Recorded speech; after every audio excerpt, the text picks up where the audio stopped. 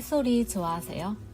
요즘 날이 따뜻해지니 새소리가 더 많이 들리는데요. 저는 산 근처에 살아서인지 아침에 잠에서 깨면 창을 통해 새들의 합창 소리를 들을 수 있어서 기분이 참 좋더라고요. 도시에 살고 있더라도 우리 곁엔 생각보다 많은 새가 있습니다. 하지만 이들과 다 함께 잘 살아가기 위해서는 우리 인간들이 좀 더 배려를 해야 합니다. 통유리창으로 지은 건물이 시원해 보여서 멋지다고 생각하셨나요?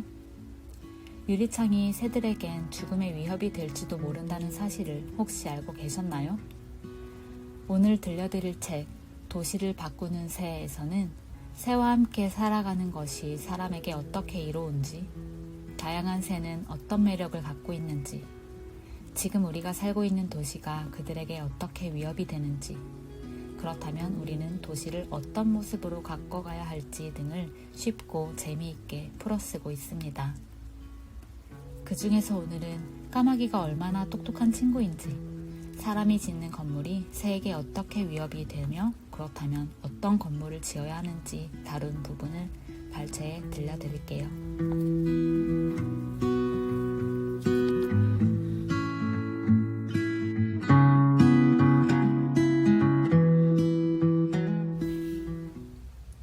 까마귀의 놀라운 재능. 새들은 동물의 지능에 관한 우리의 생각을 되돌아보도록 한다. 예를 들어 새는 다양한 놀이를 한다. 특히 지난 10년 동안 까마귀, 큰 까마귀, 어치를 포함해 다양한 까마귀과 새의 사회성과 지능에 관해 많은 연구가 이루어졌다. 워싱턴 대학교의 조류학자 존 마즐루프는 미국 까마귀를 비롯한 까마귀과 새를 연구해 몇 가지 놀라운 사실을 발견했다. 그는 여러 연구를 통해 미국 까마귀가 특정 인물의 얼굴을 기억하고 위험한 행동을 했던 사람에 대한 정보를 다른 까마귀에게 전하기도 한다는 사실을 발견했다. 몇 년 전 마즐루프의 연구실에서 까마귀 관련 연구에 대해 이야기를 나눴다.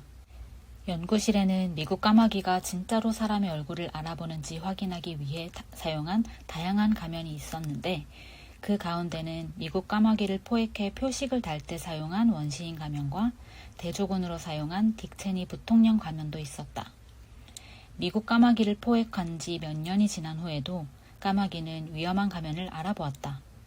마즐루프가 원시인 가면을 쓰고 캠퍼스 안을 돌아다니자 그 즉시 미국 까마귀가 소리를 지른 것이다. 캠퍼스 안을 바삐 지나다니는 다른 수많은 사람은 신경도 쓰지 않고 말이다. 포획을 8년 전에 했다는 사실을 고려하면 이는 정말 놀랍다. 마즐루프를 향해 소리 지르는 미국 까마귀는 대부분 포획하던 당시에 태어나지도 않았었다. 마즐루프는 분명히 미국 까마귀가 서로 위험에 관한 정보를 교류하고 새로 태어난 새끼 새에게도 교육이 이루어진 것 같다고 말했다. 까마귀과 새가 위험한 사람의 얼굴을 기억하고 알아보며 그 정보를 다음 세대까지 전달한다는 사실은 이 새들이 지능이 매우 높아 우리가 사는 곳에 잘 적응할 수 있다는 사실을 보여준다. 마즐루프는 미국 까마귀의 놀라운 행동을 많은 연구를 통해 분석했다. 그리고 뛰어난 지능을 가진 까마귀의 예상치 못한 행동 사례를 모아 토니 에인절과 함께 까마귀의 재능이라는 책으로 펴냈다. 책에는 사람 얼굴을 알아보는 기발한 까마귀 이야기를 비롯해 까마귀의 놀라운 재주에 관한 내용이 담겨 있다. 까마귀에게는 문제를 해결하는 능력, 도구를 사용하는 능력, 미래에 일어날 일을 예측하는 능력, 그리고 계획을 실행하는 능력 등 다양한 재능이 있다. 까마귀는 친구가 된 사람에게 음식이나 물건을 선물로 주기도 한다. 까마귀가 가져온 선물과 관련한 이야기 중 시애틀에 사는 가비 만의 일화가 가장 기억에 남는다. 당시 8살 소녀였던 만은 까마귀를 위해 먹이를 꾸준히 마당에 내놓았다. 그러자 까마귀는 그 보답으로 만에게 선물을 가져오기 시작했다. 작은 금속 조각, 종이, 반짝이는 돌멩이 등 까마귀의 선물은 이제 만의 멋진 컬렉션이 됐다. 만은 2015년 BBC와의 인터뷰에서 까마귀가 선물을 가져오는 이유는 자신을 사랑하기 때문이라고 말했다. 둘 사이에 소통이 이루어지고 특별한 관계가 만들어졌다는 사실은 의심할 여지가 없다. 까마귀는 놀이를 좋아한다. 유튜브에서는 익살스럽고 놀라운 행동을 하는 까마귀 영상이 인기를 끌고 있다. 러시아의 까마귀가 눈 쌓인 아파트 지붕에서 병뚜껑에 발을 올리고 계속해서 미끄러지는 영상도 있다. 마치 사람이 노는 모습 같다. 까마귀가 몇 번이나 반복해서 미끄러지는 걸 보면 그들이 정말로 놀이를 하며 즐기고 있다는 걸 알 수 있다. 일본에서는 까마귀가 도로에 견과류를 올려두고 지나다니는 차를 이용해 껍질을 깨는 모습도 목격됐다. 분명히 신호등 시스템을 이해한 행동이었다. 까마귀가 언덕 아래로 뒹굴면서 내려오는 모습을 담은 영상도 있다. 마즐루프는 집주인에게 음식을 달라고 배를 누르는 까마귀과 동물 중 하나인 까치 이야기도 들려주었다. 놀랍게도 까마귀는 장례도 치른다. 무리 중 한 마리가 죽었을 때 모여서 조심스럽게 죽은 까마귀를 바라본다. 이 모습을 관찰한 마즐루프와 에인절은 까마귀의 재능에 까마귀들은 늘 그랬던 것처럼 죽은 까마귀 근처로 모여들었다 라고 썼다. 까마귀가 왜 이런 행동을 하는지 명확히 밝혀지진 않았지만 아마도 사람처럼 비통해하는 거라고 추측하고 있다. 어쩌면 죽음을 통해 무언가를 배우는지도 모른다. 마즐루프는 박사과정 학생인 케일리 스위프트와의 연구에서 까마귀가 죽은 까마귀를 봤을 때 어떻게 반응하는지 그리고 죽음을 통해 무엇을 배우는지 이해하려 했다. 사람만이 할 수 있는 행동이라 여겼던 계획을 세우는 능력도 까마귀한테서 발견할 수 있다. 여러 실험을 통해 스웨덴 룬드 대학교의 연구진은 까마귀가 나중에 더 큰 보상을 받기 위해 작은 보상을 받지 않는다는 사실을 관찰했다. 연구진은 이를 현재를 넘어서 계획을 세우는 것이라고 표현했다. 우리와 같은 공간에서 살아가는 새를 알면 알수록 새를 더 알고 싶어지고 새에게 일어나는 일에 관심을 갖게 된다. 예를 들어 터키 콘도르는 사람에게는 치명적인 클로스트리디움과 푸소박테리움균 같은 세균을 윗속에 많이 가지고 있어서 썩은 고기를 소화할 수 있다.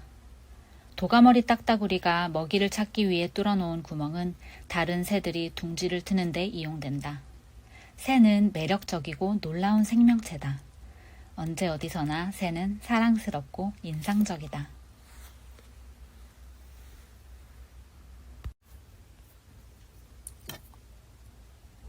새는 우리 모두가 공유할 수 있는 생명체다. 국가 혹은 지방정부 단위로 선을 긋고 쪼개진 채 살아가는 우리를 매년 이동하는 철새가 하나로 엮어준다. 철새가 이동하는 경로는 크게 8개로 나눌 수 있는데 지구에서 새가 가지 않는 곳은 거의 없다. 북극 제비갈매기 같이 북극에서 남극으로 이동하는 새는 1년 동안 지구 대부분을 지난다. 불가리아 조류 보호협회에 따르면 이집트 대머리 수리는 발칸 반도에서 여름을 보내고 4,000km를 날아 차드, 에티오피아, 수단이 있는 아프리카 대륙으로 이동한다. 지구 반대편에 사는 사람은 우리와 그들이 똑같은 새를 마주한다는 사실을 알고 있을까? 각자의 자리에서 새를 보호하려는 노력을 하고 있지만 아마도 모를 것이다. 나는 새를 한 해의 어느 시점에 관계를 맺었다가 다음 사람들에게 보내고 다음에 안정적으로 다시 만나는 우리 모두의 친척으로 볼 수 있지 않을까 하고 생각한다. 이런 관점에서 이집트 대머리 수리는 서로 다른 나라와 문화를 일종의 확장된 가족의 형태로 묶어준다. 새는 도시와 도시, 대도시의 여러 구역들을 서로 엮어주기도 한다. 도시와 주변 지역, 도심과 교외에는 대부분 같은 종의 새가 있으므로 새를 아끼고 관찰하며 애정을 쏟는 행동은 지리적, 정치적 경계를 초월한다. 또 새는 우리의 도시를 새롭게 바라보도록 한다. 이주 시기를 맞이한 수백만 마리의 철새가 도시를 가득 메우는 광경을 상상해보라. 도시가 완전히 새로운 공간으로 다가올 것이다. 나무 위에 앉아 지저귀는 새와 수킬로미터 상공을 활공하는 터키 콘도르는 우리가 도시를 입체적으로 느끼도록 도와준다. 새의 시선에서 도시가 어떻게 보일지를 상상하면 새에게 더 안전한 도시를 만드는 창의적인 방법을 생각할 수 있다. 우리는 새를 보호하기 위해 변화할 수 있다. 새에게 안전한 건물을 디자인하도록 제도를 정비하는 큰 변화가 필요하다. 그에 못지않게 개인주택이나 사무실 유리창을 새에게 안전하도록 만드는 작은 실천도 중요하다. 위험천만한 건물들. 유리창이나 건물과의 충돌은 새를 해치는 주요 요인이다. 새가 유리창에 충돌하는 장면을 실제로 목격하면 가슴이 미어진다. 건물 옆에서 새의 사체를 발견하는 건 정말 충격적이다. 우리의 부족한 디자인과 무관심으로 새들에게 벌어지는 불공평한 결과이기 때문이다. 유리창 충돌 문제를 40년 이상 연구해온 다니엘 클램은 새에게 유리창이 왜 위험한지, 그리고 얼마나 위험한지 이야기할 때 가장 많이 인용되는 권위자 가운데 한 사람이다. 그가 펜실베니아주 뮬렌버그 대학 연구실 근처에서 진행한 현장 실험은 매년 건물에 부딪혀 목숨을 잃는 새의 수에 관한 신뢰할 만한 데이터를 최초로 산출한 것이었다. 클램은 각 건물에서 죽은 새의 수를 어림잡는 것부터 시작했다. 이를 바탕으로 미국에서만 매년 10억 마리의 새가 목숨을 잃는다는 충격적인 수치를 얻을 수 있었다. 이 연구보다 더 정교한 모델링을 사용한 스콧 로스와 연구진은 역시 비슷한 수치인 매년 3억 6,500만에서 9억 8,800만 마리가 폐사한다는 결과를 내놓았다. 2015년 클램은 사람에게도 그렇듯 유리가 새의 눈을 속인다고 언급했다. 또한 이 연구 결과가 줄잡은 수치라며 조사 범위를 전 세계로 넓히면 매년 수십억 마리의 새들이 목숨을 잃을 거라고 추정했다. 오랫동안 건물에 충돌하는 새를 대변해온 클램은 이 문제가 여전히 주목을 받지 못한다는 사실이 충격적이라고 이야기한다. 그는 최근 진행된 인터뷰에서 유리창에 충돌해 죽는 새가 비교적 보수적으로 계산한 자신의 추정치인 한 해 1억 마리라 하더라도 매년 엑슨 발데스호가 333번 일어나는 것과 맞먹는다고 지적하며 사람들이 건물에 새가 충돌하는 문제에 안일한 태도를 보이는 이유가 궁금하다고 말했다. 언론은 기름 유출과 같은 사고에만 집중하고 더 거대하고 제도적인 문제에는 관심을 갖지 않는다. 유리 때문에 수억 마리의 새들이 목숨을 잃지만 그 누구도 유리를 언급하지 않습니다. 클램은 유리창 충돌 문제가 환경 문제이자 동물 복지 문제라고 말한다. 그는 유리가 건강하지 않은 새뿐만 아니라 건강한 새의 목숨까지 앗아간다고 강조했다. 새들은 취약한 위치에 있는 희생양이에요. 새들은 목소리를 낼 수 없고 아무런 잘못도 하지 않았어요. 이런 일이 일어나길 바란 사람도 없죠. 하지만 엄청나게 많은 새가 희생되고 있어요. 클램의 연구 덕분에 새의 유리창 충돌을 막는 데 효과적인 유리와 유리 후처리 방법이 많이 알려졌다. 기업에서도 그런 유리에 관심을 갖고 제품을 만들기 시작했다. 사람을 위해서도 새를 위해서도 눈에 잘 띄는 패턴을 넣은 유리를 더 많이 사용해야 합니다. 세라믹으로 유리 바깥쪽에 무늬를 만드는 것도 한 가지 방법이다. 외벽에 그물을 치거나 낙하산 줄을 다는 방법도 있다. 이 모든 방법은 새가 유리를 단단한 벽으로 인지하도록 도와준다. 클램이 제안하는 가장 명쾌한 해결 방법은 유리에 UV 무늬를 넣는 것이다. 하지만 새에게 안전한 유리라고 홍보하는 오니룩스를 포함해 여러 업체의 주력 상품을 시험해본 클램은 별로 만족스럽지 못한 결과를 얻었다고 한다. 더 많은 시도와 더 나은 상품이 필요하다. 특히 기존 건물에 효과적으로 적용할 수 있는 상품이 필요하다. 클램은 미류 조류 보전 협회에서 시행하는 터널 테스트에도 부정적인 반응을 보였는데 최근에는 어떤 제품이 가장 적합한지에 관한 토론은 물론이고 제품을 테스트하는 방법에 대해서도 건강한 논의가 이루어지고 있다고 한다. 수십 년 전만 하더라도 새에게 유리가 치명적이라는 사실을 아는 사람은 거의 없었다.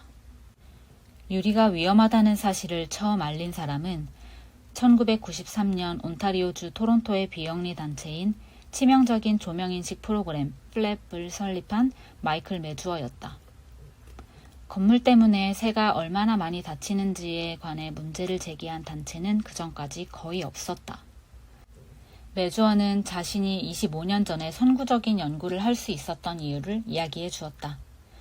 예술가이자 갤러리 주인이었던 그는 늘 새를 매력적인 존재라 생각하고 있었다. 1980년대 후반 어느 날 누군가 그에게 토론토 시내의 건물 아래에서 다친 새를 모으는 사람에 관해 일러주었다. 매주어는 충격에 빠졌다. 그전까지 토론토 시내의 건물 불빛 때문에 철새가 길을 잃거나 목숨을 잃는다는 사실은 들어본 적이 없었기 때문이다. 매주어는 목숨을 잃은 새를 조사하기 위해 친구와 함께 토론토 시내로 향했고 이내 엄청나게 많은 새 사체를 발견했다. 이를 계기로 매주어는 도시의 불빛이 새에게 얼마나 위험한지 사람들에게 알리는 것을 일생의 목표로 삼았다. 다행히 빛 때문에 철새가 길을 잃는다는 사실이 알려지면서 많은 도시에서 밤에 불끄기 캠페인을 실시하고 있다. 하지만 얼마 지나지 않아 매주어는 밤보다 낮에 더 많은 새가 죽는다는 사실을 깨달았다. 우리는 동이 튼 후 완전히 다른 종류의 충돌이 일어난다는 사실을 깨달았습니다. 밤에 발견한 수보다 2배 가까이 많은 사체와 다친 새를 발견했어요. 유리가 범인이었다. 새들은 유리를 장애물로 인식하지 못한다. 게다가 유리는 나무, 초목, 그리고 구름을 반사하기 때문에 새들은 꼼짝없이 속고만다. 매주어는 건물에 부딪힌 노란 목솔새가 자신의 손 위에서 죽어간 일화를 들려주었다. 그 일은 오늘날까지 저를 지탱해주는 원동력 중 하나라는 생각이 듭니다. 그의 손에서 숨이 끊어지던 노란 목솔새가 그에게 무언가를 전해준 건 아닐까? 다른 자원봉사자들도 대부분 그와 비슷한 고통스러운 경험이 있었다. 건물이 새에게 어떤 영향을 끼치는지 알리기 위해 매주어와 플랫 자원봉사자들은 매년 인상적인 프로젝트를 진행한다. 지난 한 해 동안 유리창 충돌로 목숨을 잃은 새의 사체를 모아 로열 온타리오 박물관에서 전시하는 활동이다.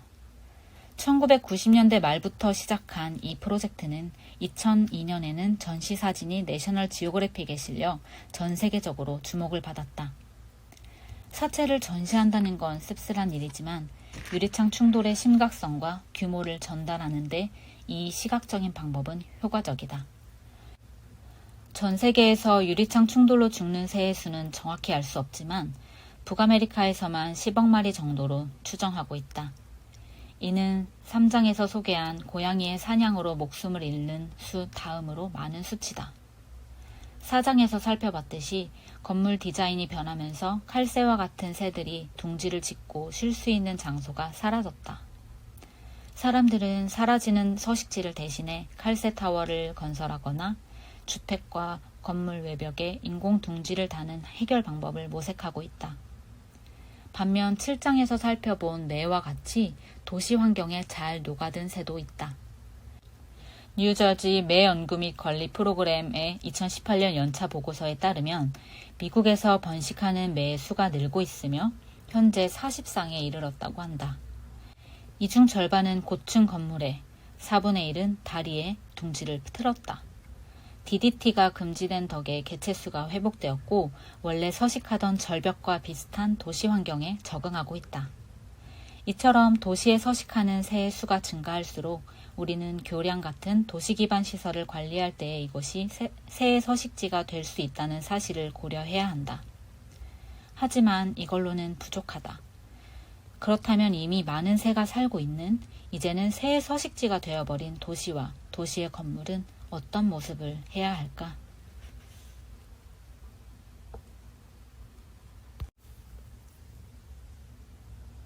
새에게 안전한 도시 만들기. 샌프란시스코는 미국에서 처음으로 새에게 안전한 건축물 규제를 만든 도시다. 이 지역의 시민단체는 새에게 안전한 건물을 요구하며 집단 시위를 벌이기도 했다. 새를 위한 건축물 규제가 생기기 전 새에게 위험한 두 건물이 시민들의 우려와 공분을 샀다. 먼저 소개할 건물은 체험형 박물관인 샌프란시스코 과학관으로 샌프란시스코만 오른쪽 끝에 있던 건물을 눈에 띄게 확장, 개조한 건물이다. 샌프란시스코만은 다양한 새들이 서식하는 곳이다. 증축될 과학관 건물이 새에게 위험하다는 시민들의 우려가 사업 심사 과정에서 제기됐고 사업 승인 권한을 가진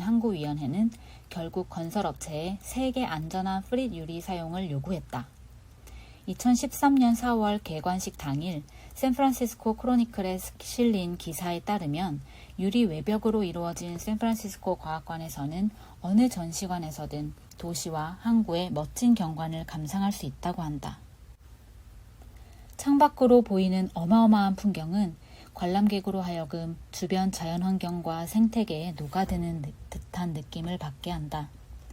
넷제로 건물로 설계된 이 과학관에는 에너지 효율이 높은 유리창이 사용되었고 1.5메가와트 규모의 옥상 태양광 발전 설비와 바닷물을 이용하는 특별한 냉난방 장치를 설치했다.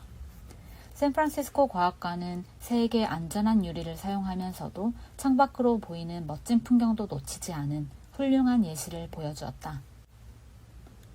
또한 지속 가능성과 새를 위한 디자인이 서로 밀접하게 연결되어 있다는 사실도 알려준다.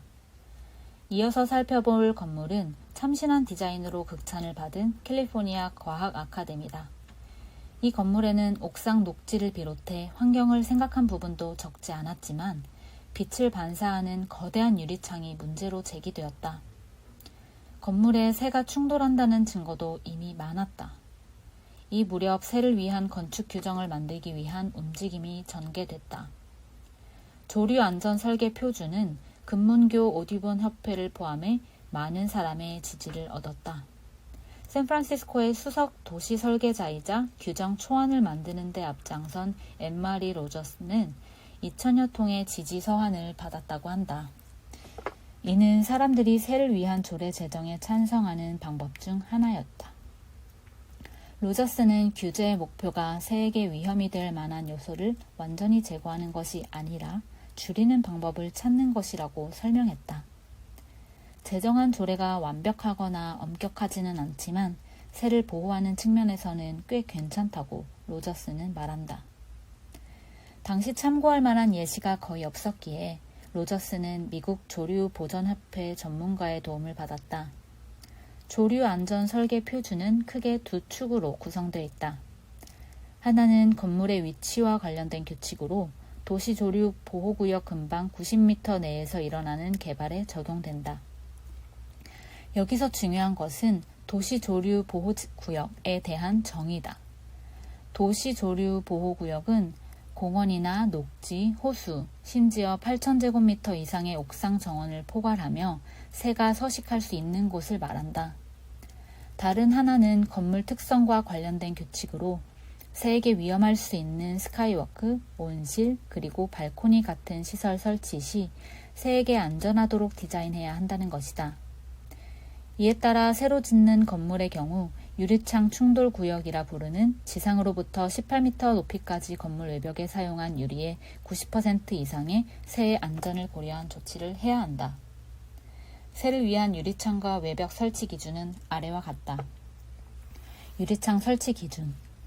새를 위한 유리창을 만드는 방법에는 새의 눈에 띄는 무늬를 넣는 방법, 그물을 다는 방법, 영구적인 스텐실을 찍는 방법, 반투명한 유리를 사용하는 방법, 외벽에 스크린을 설치하는 방법, 유리창 외벽에 물리적으로 격자 무늬를 만들거나 UV 패턴을 넣는 방법 등이 있다.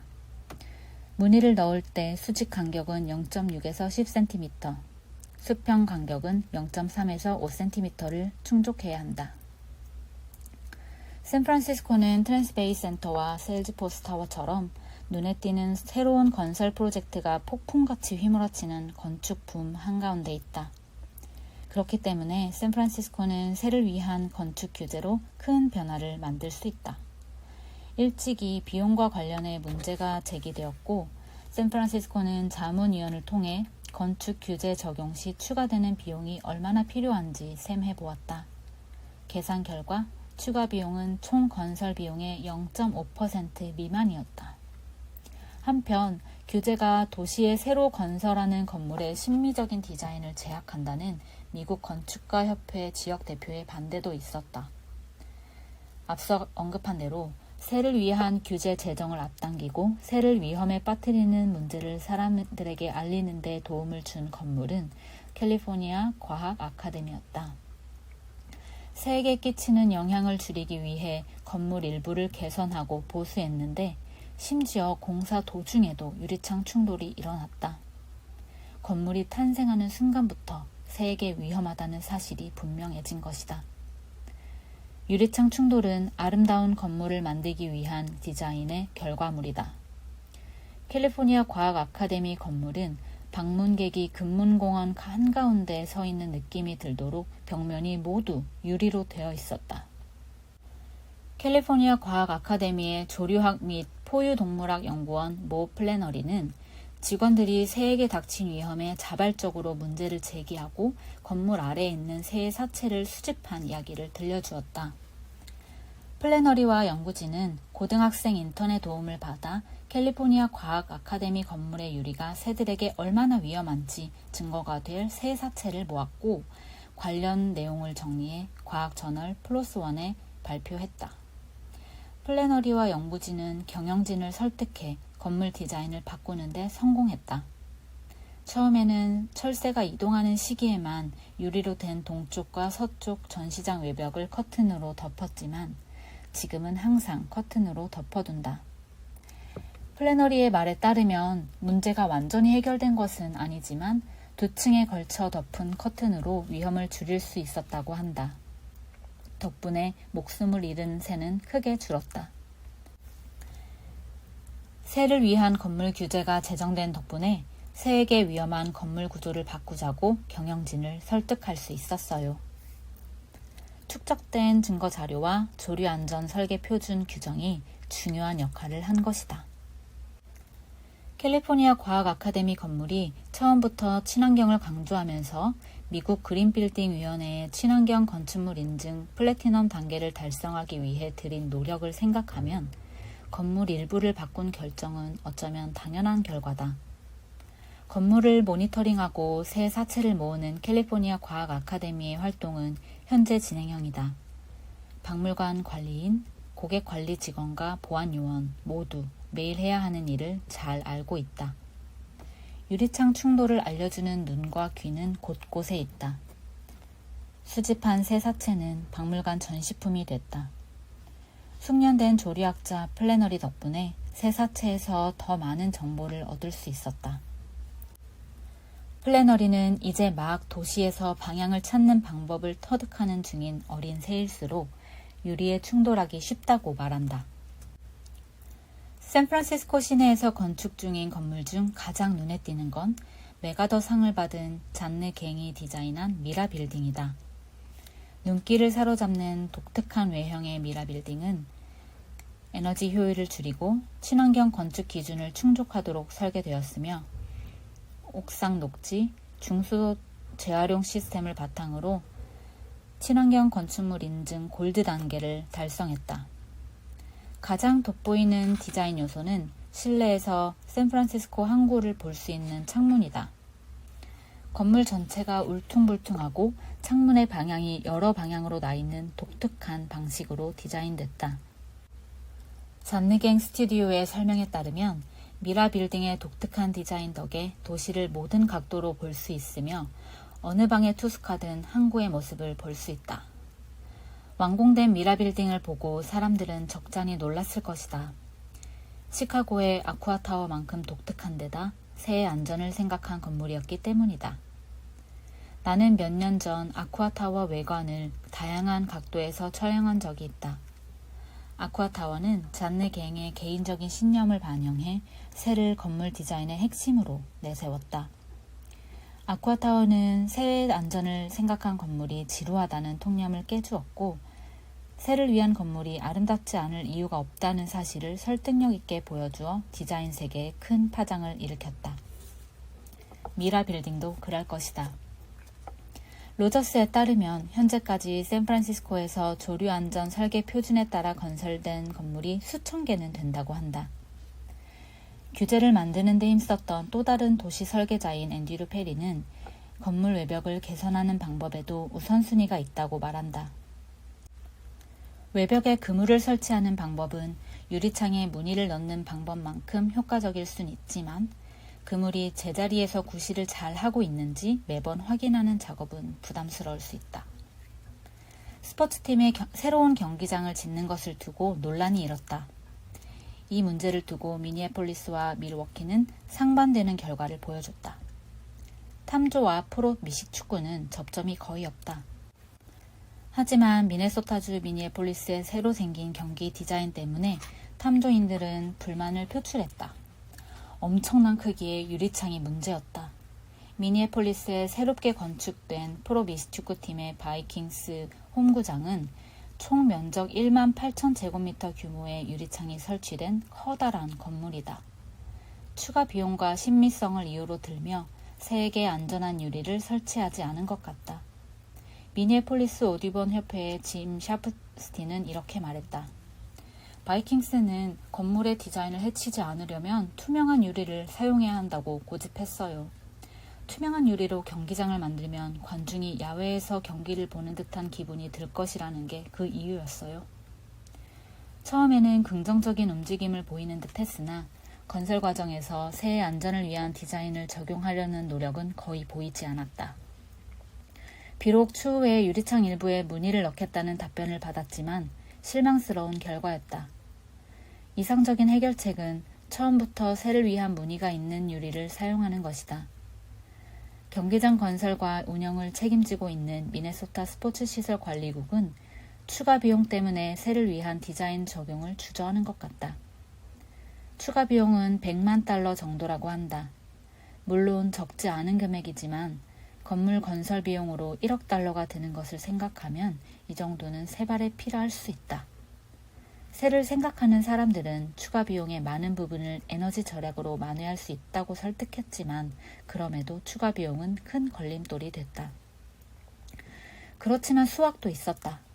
미니애폴리스 오디번 협회를 필두로 사람들이 시위에 나섰고 시민들의 진정서가 쏟아졌는데 이를 통해 새가 도시에 사는 사람들에게 얼마나 중요한지를 보여주었기 때문이다. 도시에서 새의 가치가 점점 커지고 있다. 지금 우리는 도시의 디자인이 새가 잘 살아갈 수 있도록 도와줄지 아니면 방해할지 그 갈림길에 서 있다. 찰스 디킨스의 소설 두 도시 이야기처럼 밀워키의 이야기는 미니애폴리스와는 완전히 다른 방향으로 흘러갔다. 미국 프로농구팀 밀워키 벅스의 홈구장 파이서스 포럼은 새의 안전을 고려해 디자인했고 전면부에는 무늬가 있는 유리창을 사용했다. 그 결과 파이서스 포럼은 전 세계 최초로 새를 위한 경기장이 됐다. 이런 긍정적인 결과는 새의 목소리를 대변하는 단체인 위스콘신 버드시티 구성원인 브라이언 렌즈의 끈질긴 노력 덕이었다. 그는 3년 동안 밀워키 벅스 경영진과 건물 디자이너에게 교육을 하면서 새를 보호할 수 있는 아이디어를 디자인에 반영하도록 은근히 독려했다. 그의 교육을 듣고 설계에 참가한 건물 디자이너 중 한 명은 추가로 드는 비용이 큰 문제가 아니라고 언급했으며 건축 회사에서는 렌즈의 이야기를 듣고 유리에 무늬를 넣는 것만으로 유리창 충돌을 막을 수 있다는 사실을 처음 알았다고 한다. 이 이야기는 건축과 디자인에 종사하는 사람들에게 새에 대해서 그리고 새의 안전과 관련한 내용을 교육해야 한다는 사실을 보여준다. 그리고 이 일을 통해 건축대학에서 무엇을 가르치고 가르치지 않는지 간접적으로 알 수 있었다.